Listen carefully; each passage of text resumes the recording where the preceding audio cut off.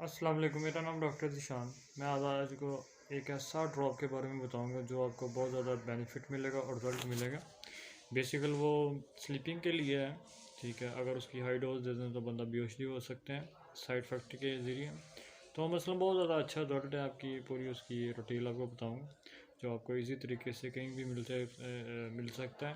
कोई भी फार्मेसी से बड़ी फार्मेसी हो, ठीक है, कोई भी सिटी में आपको मिल जाए, लाहौर, कराची, फैसलाबाद, या बाहर कोई यूएसए या दुबई या कोई भी, मतलब कोई भी कंट्री में देखें तो आपको इजी तरीके से मिल जाएगा इंशाल्लाह। ओके जी, ये ड्रॉप है और इसका बहुत ज़्यादा रिजल्ट और बेनिफिट है।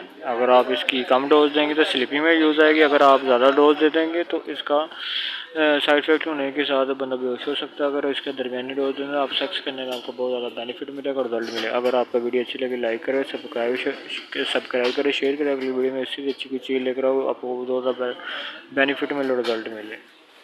खुदा हाफिज़।